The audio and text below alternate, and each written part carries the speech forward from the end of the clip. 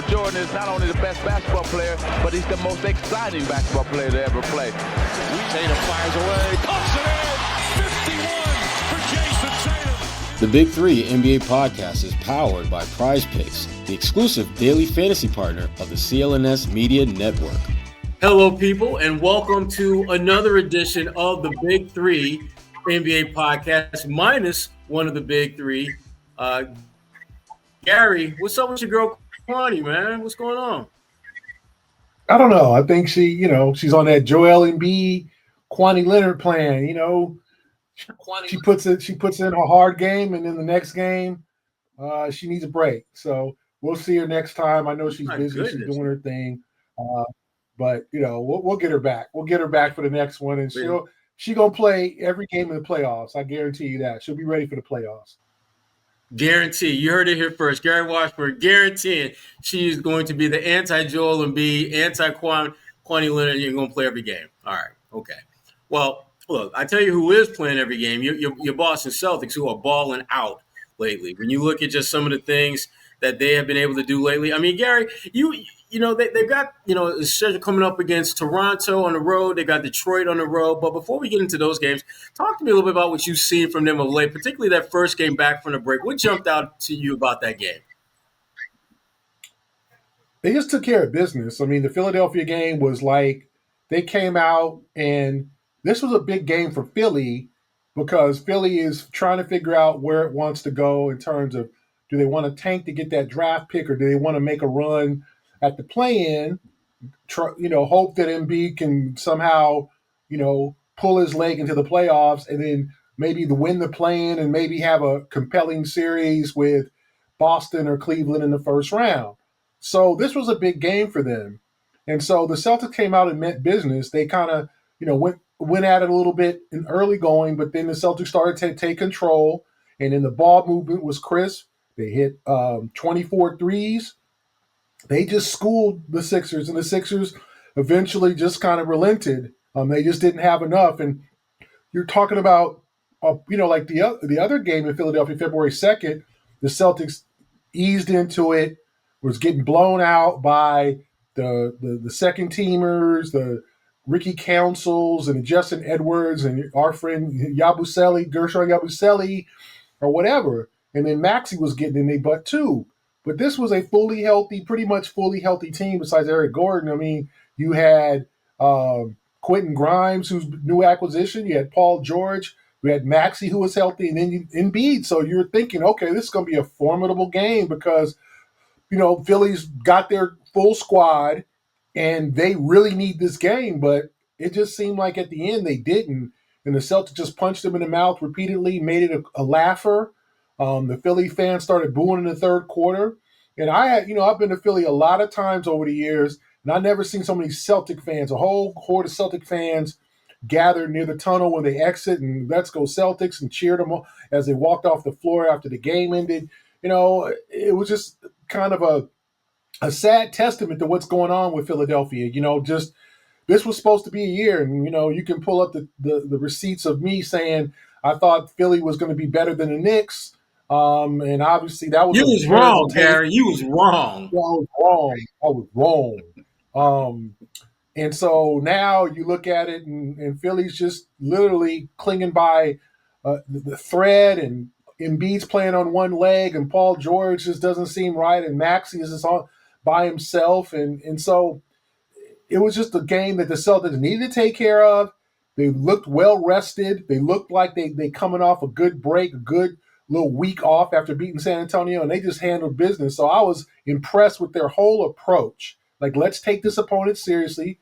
A couple weeks ago, they fell behind by 26 and had to rally to win. This time, no, we're not doing that. We're not putting all the stress. And then Drew Holiday and Jaylen Brown both coming back from being hurt the last couple of games, especially Drew Holiday playing good basketball, being that guy. And that's what I think he needed.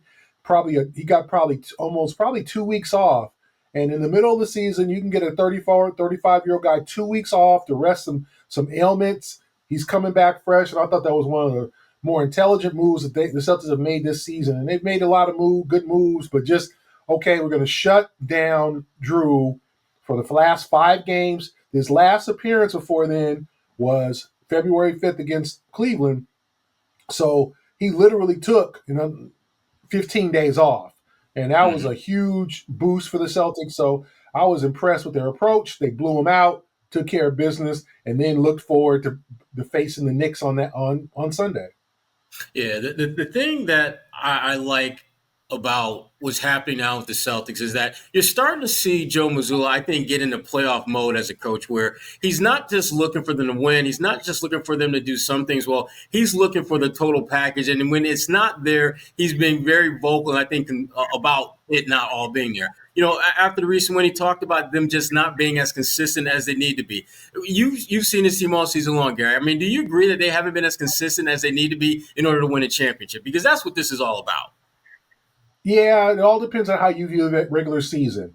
I think we were expecting the Celtics to cruise. They won 64 games last year, and they brought everybody back. And I think that there was this level of like, well, shoot, why couldn't they win 64 or even make a push at 70? They're that good. And I think that there was some games that just things didn't go their way. You missed Porzingis for the first 6 weeks, but they started out 19-4. So you're looking like, okay, this team's going to be a juggernaut. Then they went through that stretch. I think they were at one stretch, 14-12, like losing a lot of home games. Indiana, Memphis, Atlanta twice, like games they should have won. That Toronto game at Toronto was probably their worst performance of the season. Losing at home to Dallas, but they bounced back from that. But you looked at it and you're like, okay, because then, Sherrod, I mean, as you know, you look on the road, this team's 23-6. So somehow their focus when they get out of Boston is great. Great. One of the best road records. I mean, I have to look up the best road records of all time, but 23-6, if you lose less in the single digits on the road for a team, if you go 31-10 on the road, that's impressive, right? And the Celtics are 23-6. They got 12 road games left. They got a chance to really literally lose less than 10 games on the road. That is an elite record. And so, because usually, most of your losses are going to come away from home. So if you're a better road team, that just shows focus. I just think at home, maybe slippage. And now, starting with that Cleveland game, when they won at Cleveland and they just start, you can tell, like, okay, we're taking this serious now. In February, I think they flipped the switch a little bit. And now they're just taking every opponent seriously. And they're warming up at the right time, You don't want to play and I know we're all hard as critics and as media, like, why aren't you playing well? And hey, I'm the first one to claim that and to ask that because I think this team is capable of greatness. So when they're not playing great, you're like, what's going down? What's going on? But I think for this team, they're picking the perfect time to peak. Now, will their struggles at home especially cost them the number one seed? Potentially, right? Because Cleveland's 47-10. The Celtics are 6 games back now. So Cleveland is, it's going to take quite a good run from the Celtics because the Celtics are 41-16. So they got 25 left to make up 6-game gap in 25. Cleveland would have to go. Yeah, Cleveland would have to lose 4 or 5, and the Celtics would have to win like 5 in a row in that stretch. Like Cleveland would have to do something they have not done. It has not done yet this year. They had a little struggles. They lost a couple of games to Atlanta. They haven't, they've lost twice to the Celtics, but this team has been really, really rolling most of the year. So did their struggles cost the number one seed? Yeah, but do you think you can win game 7 at Cleveland? I think you can. I don't think they have any doubt about that. They're the best road team in the league. And now you're understanding, okay, now they're getting it together. And I don't think that it was execution. And Sherrod, as you know, we saw it. It was focus. Just not, falling behind 20-5.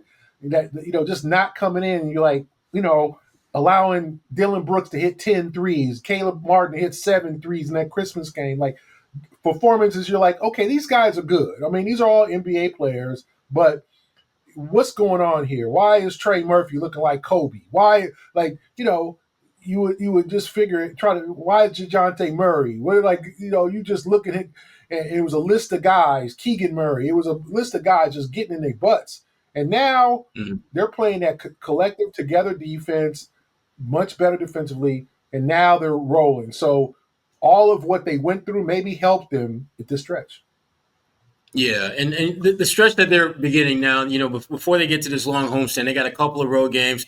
Toronto, as you mentioned, that team that they had no business losing to, they get a chance to exact a little bit of revenge up in T Dot, and then they play Detroit. The following night, they've got 3 games in 4 nights. The thing about these first 2 games, not only are they on the road, but they're against the kind of teams that you may very well see in the first round of the playoffs. I mean, Detroit is very much in that. Right now I think there's 6 in the Eastern Conference, so they're not in the play-in, but they're I think maybe a half game out of being 7th. And Toronto seems to be falling back, but remember, Toronto went through a stretch where they were playing some pretty good basketball as well. They could easily get hot and find themselves in that 7, 8, 9, 10 play-in matrix, and then have to play the Celtics. How important are these type of games if you're the Celtics, knowing that these are 2 teams that you could potentially see in the first round if things shaked out a certain way? Yeah, you're right, Sherrod. Okay, I'm looking at the standings now, and the Pistons are 6th. Okay, they're 3 games. So if you're the Pistons, and Sherrod, you've been on that side, you know how they think. They're 3 games ahead of Orlando for the 6th spot. So Detroit's going into these games, and they're going into Wednesday. A big game Wednesday to tell how far they've come. Okay, they have both the Pistons.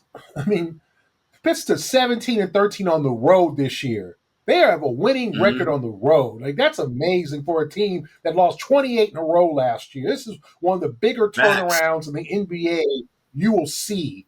A team that was pathetic last year, and JB Bickerstaff, he's got to get. I know Kenny Atkinson's going to get Coach of the Year, major Coach of the Year consideration, but you got to give. J.D. Bickerstaff should get some serious consideration, some serious votes for Coach of the Year for the way he's turned his program around. So if you're Detroit, you're like, okay, we're not giving up this 6th spot. We're not in the play-in. We feel like we can play the Knicks. If the season ended today, they play the Knicks in the first round. We feel like they can, they won at New York, right? They feel like they can give the Knicks a series. And so I think this is a big game for Detroit. So the Celtics got to be prepared for the Pistons. The Pistons ain't going to lay down. This is not your big brother's Pistons, your father's Pistons. These new guys is ready to hoop, and they're healthy. These Sherrod's Pistons. If we want to be real, Gary, these are my Pistons. These are Sherrod's. Yeah, these are Sherrod's Pistons. I was talking to our friend from the Athletic yesterday, James Edwards, who was like, "Man, everything's coming together for him. Like, he covered them for years, and now he's covered the New York Knicks." And he's shaking his head, man, I left at the wrong time. Well, Cade's healthy. They got a good culture there. They got a lot of young guys. They just got Dennis Schroeder coming in there playing minutes. He's helped them out. Malik Beasley's knocking down 3. So that's a tough game, especially off a back-to-back. The Toronto game is tricky. The Raptors are the bottom half of the East is so bad, the Raptors are still in the play-in. They're 4 games behind Chicago.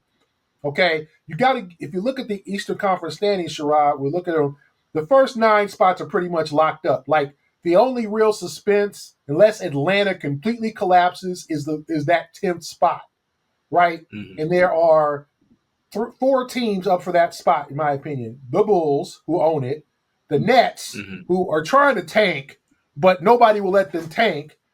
Them fools keep winning, and they're like, we want a lottery pick, but damn, these young dudes who's playing hard, they got Ben Simmons out of there. Like, they wanted Philadelphia at the buzzer. They're playing well. So you got to look at it like the Nets are up there.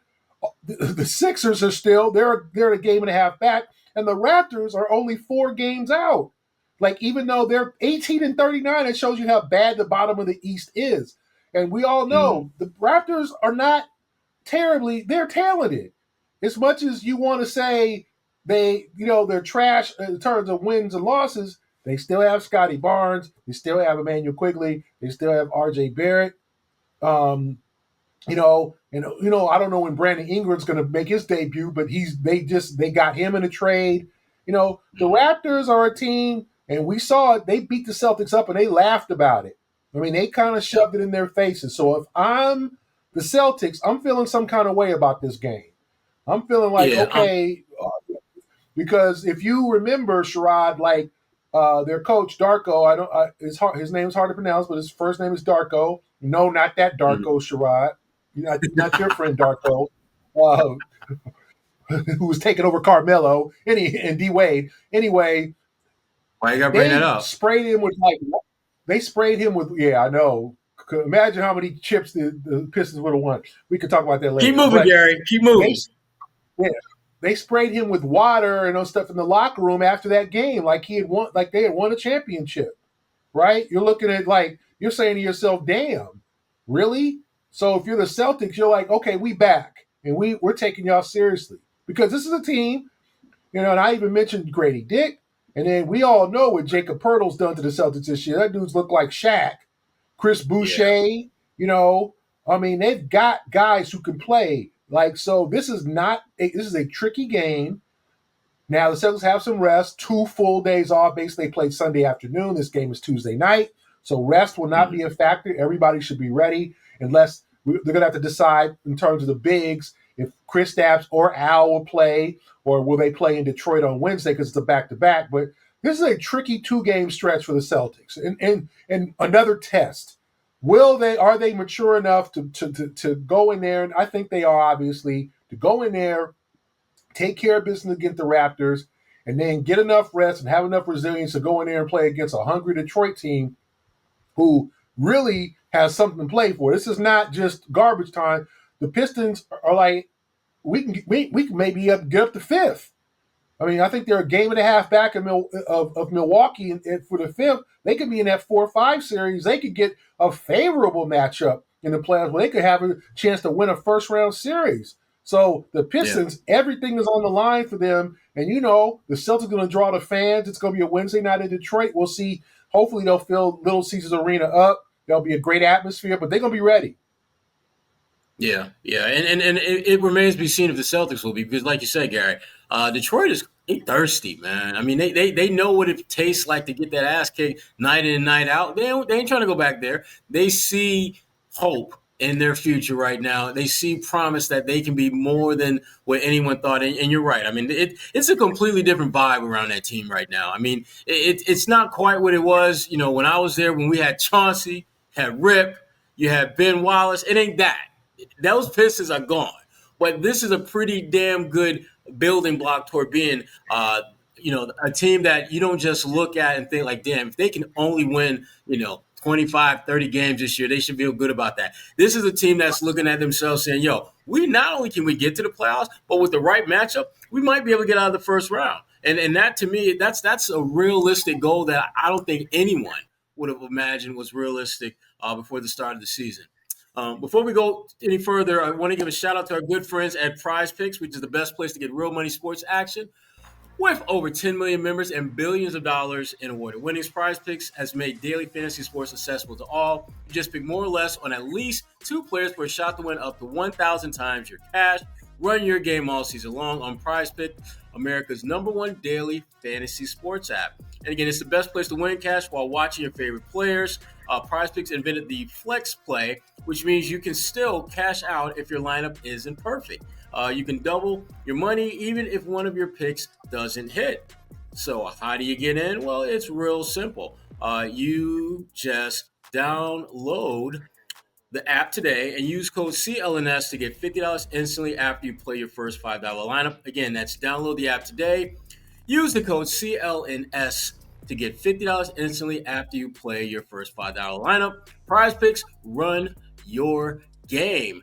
Now, Gary, we've talked about, the next couple games and this stretch that they're about to hit. But after these couple road games, they got a long homestand. I believe it's like 7 games long.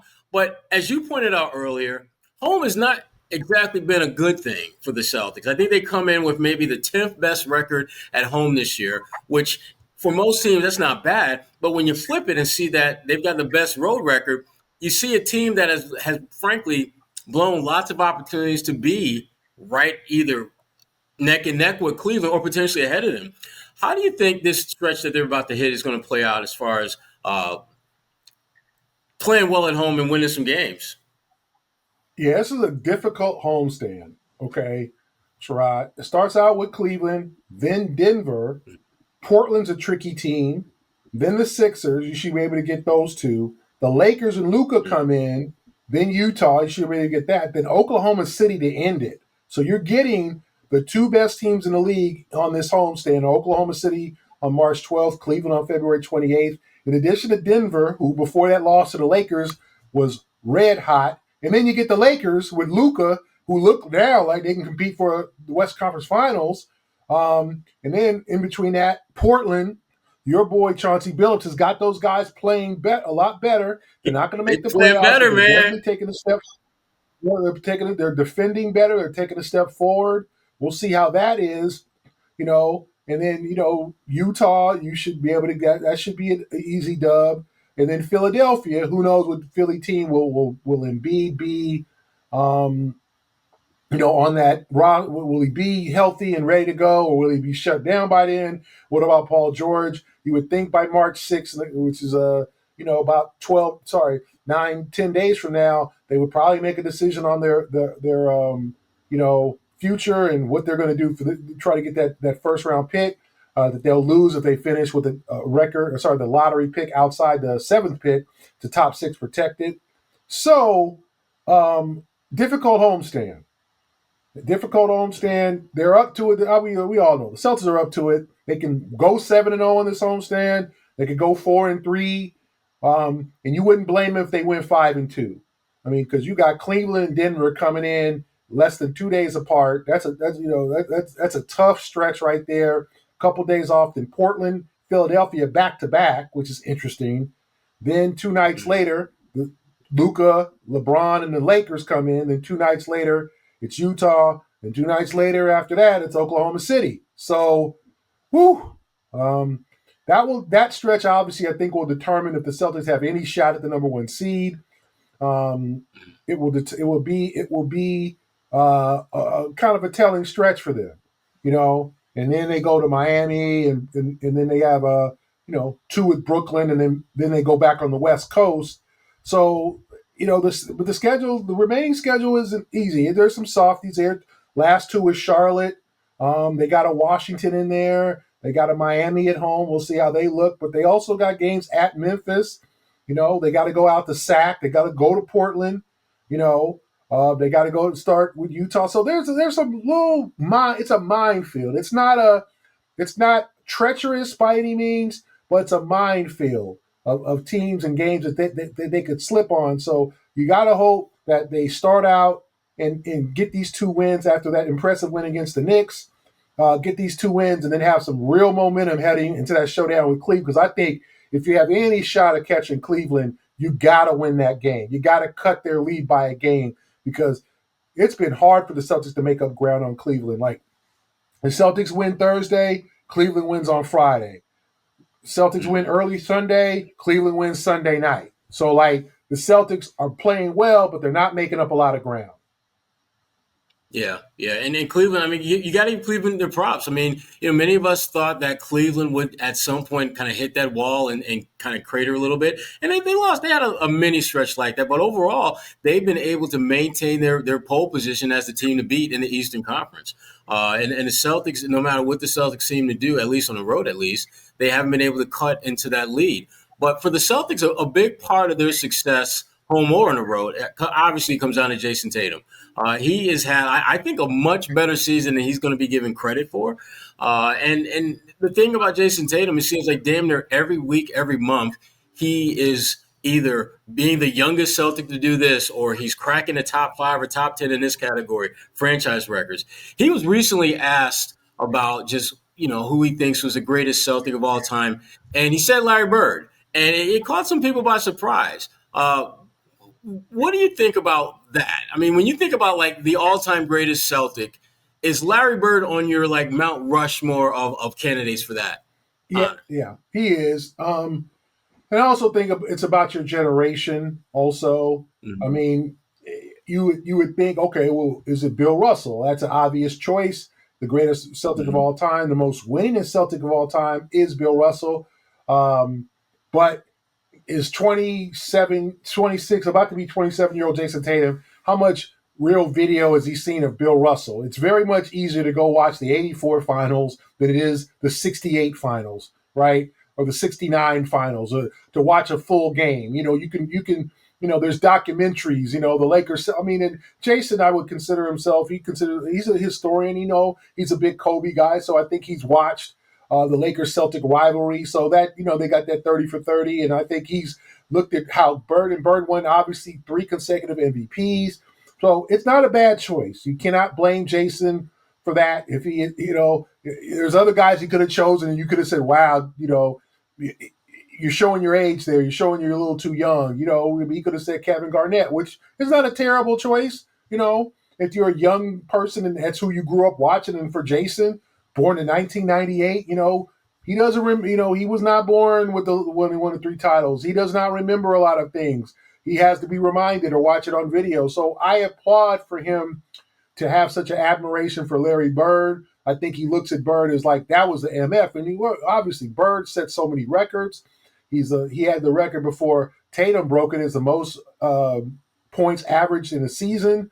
He's the all-time Celtic leader in triple doubles. Like this man, Larry Bird was a MF. Like he was a dude, and people may have forgotten about that, and may have forgotten about how filthy he was in terms of just his overall he invented kind of the volleyball pass and just his basketball IQ, his ability to post up, his ability to hit jumpers. And we're talking about, Sherrod, as you know, because you grew up at the same time, before the three-point shot was even really a factor, before it was even really a weapon in the league.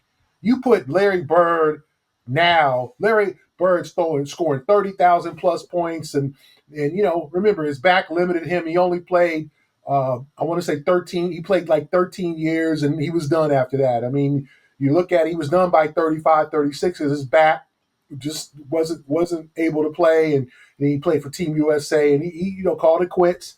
But I applaud Jayson for having those goals, for saying, hey, I want to be – obviously him and Jalen are both getting their numbers raised. If they both retired tomorrow, they're both getting their numbers retired. We both know that. But to say I want to be one of the all-time greats, I want to be what people mention, me along with Cowens and JoJo White and Bob Cousy and Bill Russell and Robert Parrish and Kevin McHale, and along with Bird, and then Pierce and Garnett and Allen, if you want to throw Ray Allen, and just all the greats, and Tom Heinsohn and Sat.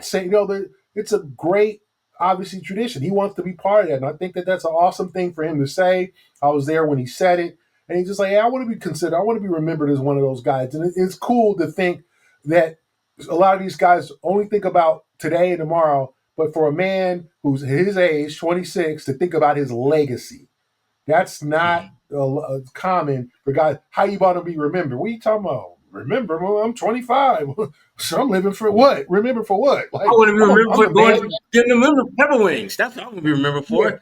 No one would get the best lemon pepper wings. Ask me about that when I'm 40. Well, I think guys are very thoughtful for him to come up and say that, because I appreciate it. I applaud his admiration. He got a chance to meet Larry Bird at the All-Star game last year, and I thought that was a cool moment. He was like a kid. Like when he saw Larry Bird, he was like, "Oh, he looked for somebody from NBA video or NBA photographer from the league on the court at the All-Star before the game. Was like, you get a picture of us." Like he was like, and for a guy who retired 6 years before you were born, right? That says a lot, because a lot of I don't know, you old, you played back in the Converse, and you played the shorty shorts. I don't respect for you. You're like, there's too many folks who are disrespecting the old game and the legends of our game, unfortunately. And for Jayson to take advantage of that moment, you got to give him props. Yeah, and I the thing that I love about Larry Bird, and when you talk to people who played with him, you talk to people who played against him, practiced against him, his trash talking was Hall of Fame worthy. He used to get mad when teams would put like a white dude on him. Like, what are you doing? Why are you putting this dude on me? And the fact that he would call shots, there was so much about Larry Bird that went to me above and beyond what you saw on the floor. in terms of shot making. I mean, he was one of the, to me, the thing about Larry Bird that never, I think, gets enough credit is how well-rounded his game was. You like to focus on the shot making, but his ability to pass, his ability to rebound, low key, he was a better defender than I think he was ever given credit for. The completeness of his game, to me, is what made him such an amazing talent. And I probably would go with Bill Russell for the greatest Celtic of all time. But if you go with Larry Bird, you can't be mad about that at all. No, as I said, it all depends in what you value. If you value winning, leadership, breaking barriers, all of the above, Bill Russell unquestionably. But if someone said my greatest Celtic of all time is Bob Cousy, you couldn't laugh in their face about that. It might not be the popular answer, but there's been so many great Celtic. If you said Dave Cowens, if that's what you grew up on, if you said JoJo White, or you said Havlicek, who nobody talks about this, the all-time Celtic leader in scoring. His record is what Jayson is chasing, right? I mean, 28,000 points for Havlicek, and how many three-pointers did he hit? None. The three-point shot was not ruled, was not allowed, was not a shot. There was no three-point line. He retired in 78. 79 and 80 was the first year of the three-point shot. So you got to give much respect to a guy like Havlicek. And so, to me, if you said he was the greatest Celtic of all time, you can't get laughed out of the room. So I respect Jayson and us. For us who grew up to watch Larry Bird and what he was able to do, you have a great appreciation for Larry Bird and his prime. In those 80s, early to mid 80s, man, oh man, he was a handful. He was cold. Facts. Before we get out of here, let's take a quick trip around the NBA with some of the bigger stories. And Are we going to talk about the Knicks game? Let's talk about the Knicks game. Let's talk about the Knicks game.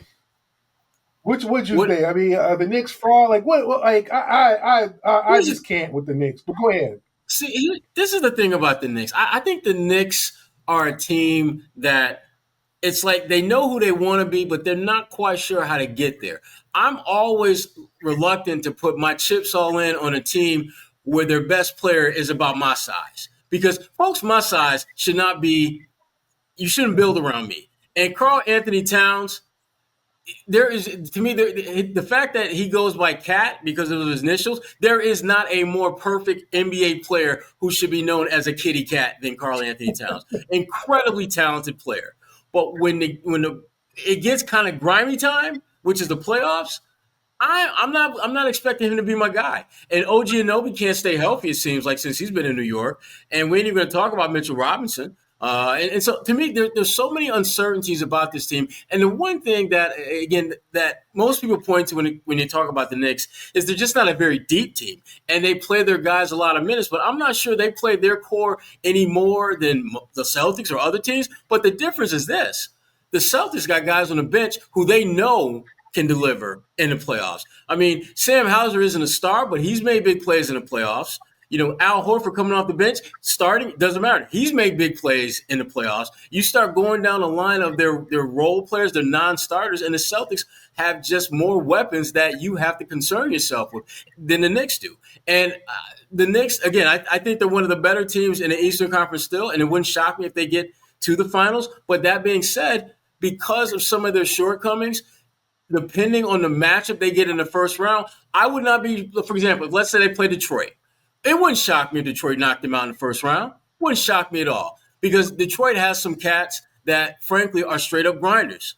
They got guys who are super athletic, and they will be playing with nothing to lose. New York, conversely, will be playing with everything to lose. So yeah. I'm a little disappointed that they have not been a little bit more mentally tougher than they've shown themselves to be. But again, when you get rid of a guy like DiVincenzo, when you get rid of a guy like Julius Randle, and you bring in someone like Karl Anthony Towns, you may have, I think, bolstered your team's overall talent, but the toughness quotient took a hit with that move. I agree. What you think? What do you think about your New York Knicks? I mean, the Knicks are just the Knicks. It's just like you were thinking. Okay, so this is a team that has played well against the middle of the pack and the also Rams, right? The Detroit, they lost it on to Detroit, but they played Milwaukee. They played them well. They beat up on Toronto. They beat up on Atlanta. They beat up on the shaky teams, right? And then this 2-game stretch with Cleveland, at Boston. Okay, here it is. New York, y'all want national TV games. Friday night against Cleveland, Sunday afternoon against the Celtics. You want to show that you're that legit number 3 team, that you can push these guys, and they lose by 37 to Cleveland, and then come back and lose by 13 to the Celtics, a game they trailed by 27.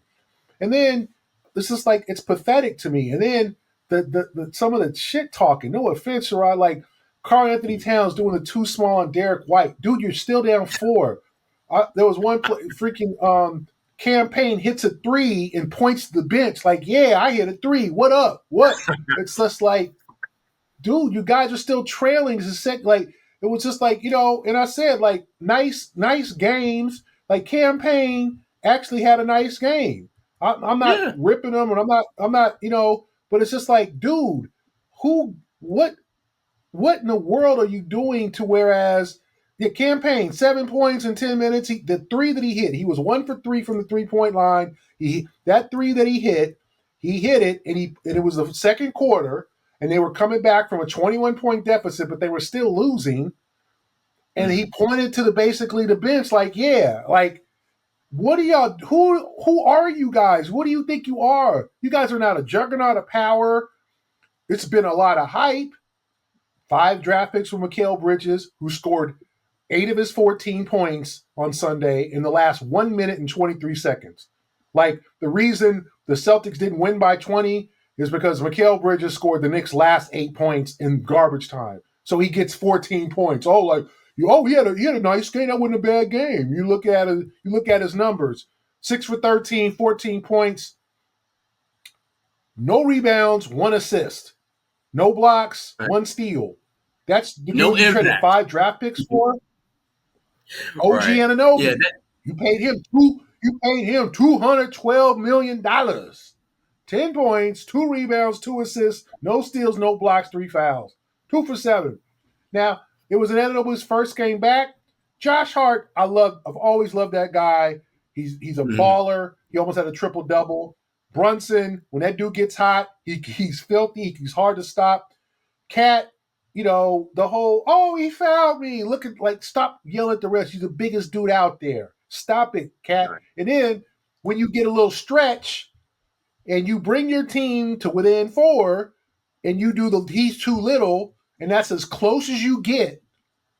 And then Derek White came back and hit a 3, and suddenly the Celtics made a run. To me, like, that's just ridiculous. That's fraudulent. Like, I just think maybe the Knicks will get legit down the road, but they're frauds right now. All the hype, the talk, the Knicks are going to challenge the Celtics. They're 0-7 against the Cavs, the Cavs, the Celtics, and the Thunder. 0-7, and they've lost. They lost by double digits in every double digits. It's all but 1 game. I think the Cleveland game, if I can look this up, the Cleveland game early in the season. All the other games have been literally blowouts. Like, something's got to change. Yeah. I think they lost by 6 to Cleveland. Sorry, Sherrod. Lost by 6 to Cleveland. The rest, Oklahoma City lost by 10. Oklahoma City lost by 25. The Celtics on opening night lost by 23. The Celtics on a couple weeks ago in New York lost by 27. Lost by 37 to Cleveland. Lost by 13. Like what? 0-7, including 0-3 to the Celtics with the losses by a combined 63 points. So don't talk mess. Just hoop. We don't want to hear no more about you're gonna get it together. Your health when you get. People don't want to hear that stuff no more because it's fraudulent to me. Yeah. I mean, they're a good team relative to the Eastern Conference, and they're definitely one of the top 3, top 4. But there's a major gap between them and Boston, Cleveland. And we see it show up every single time they play. And again, I've been saying this all along, and it's no disrespect to Jalen Brunson, but you're not going to win a championship if he's your best player. Yeah. You're just not. And and right now there's absolutely no question that he is their best player. And I say that because Jalen Brunson's game, for his size, he's going to we've seen this year in, year out, Gary, in the playoffs. There's a level of physicality in the playoffs that not everyone is built for. And Jalen, I think, again, for things that he has no control over, he can't help it that he is the size that he is. He makes the absolute maximum most of what you can do at that size. But physics eventually is going to take over. And when you got to deal with Jaylen Brown, or they switch that off and they get Derek White on you and they switch that off, and sometimes you with Porzingis, it's like when you play the Celtics, you are going to have your hands full every single time they do a switch of any kind. And the Celtics, to their credit, they make him work. They make him pay for being a little guy. And that's what you're supposed to do. And New York doesn't really have a counter to that. They don't have a LeBron James. They don't have a Luka Doncic. They don't have, a Wemby, someone who every single time, or damn near every single time they step on the floor, they have an advantage in that they can utilize. They don't have that. They play hard, they play tough, but you need more than that to win a championship. You need more than that to be one of the last teams standing. And if the Knicks aren't sure if that is, in fact, how things play out, what have you done against Boston? What have you done against Cleveland? What have you done against Oklahoma City? All those teams have had their way with you, and the reason why is because they're built to win against teams like you. They're built because they're deep, they're talented, they have size, they have mobility, they have a lot of those things that you have to some extent, but except they have more of it, and they have a better quality grade of it. And that's why the Knicks, again, if you had to break the NBA down into the top tier, second tier, third tier, they would be at the absolute front of that second tier. Because they might get to the conference finals. I don't see them beating Boston or Cleveland, or frankly, those are the one they're gonna. If they get there, they'll probably have to face one of those two to get to be there. I don't see them beating either one of them. So, good season, Knicks, but no chip for you this year. No. Again, don't act like you ain't used to it, because you are. 1973. Exactly. One more. We'll take one quick trip around the NBA, because I definitely wanted us to talk a little bit about this. I'm going to pass on Joel Embiid because we talked enough about him. I want to get your thoughts on LeBron and Luka. They've had a little bit of time to play together. We've seen a kind of a sampling what that may look like. Just your early impressions of those two. And do you think they've got enough? Can they develop enough chemistry to make a legitimate run out west this year? I think they can. I don't know if they can beat Oklahoma City. We'll see. But, I mean, you kind of saw. I mean, when you get Luka, this is what Luka Magic, man. Like, he's their best point guard they've had since Magic Johnson. Like, y'all not knowing he's not even in great shape. He's coming back from the calf injury. Like, y'all ain't seen what he could do. We've seen him. And it's just like, well, we saw bad Luka in the finals, and he was like 29, 8, and 7, which, okay.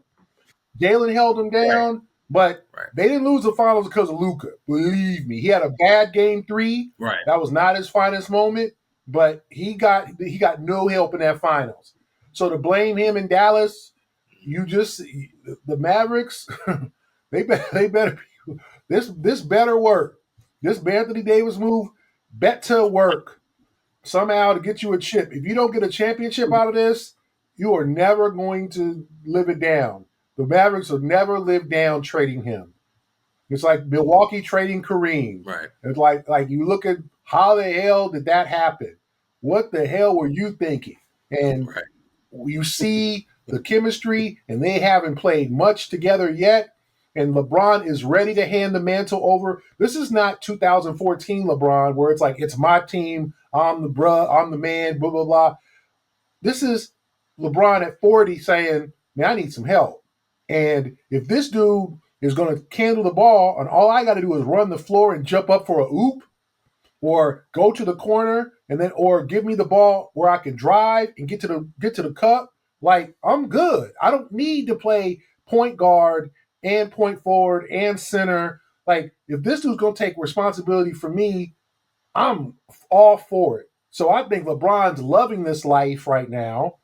And the Lakers, and we, as much as we criticize JJ Redick, and he said some statements and whatever, and he's kind of a pompous guy, he is a good coach, and he had them ready to play the Nuggets, and they broke the Nuggets down. So I'm impressed with what I see.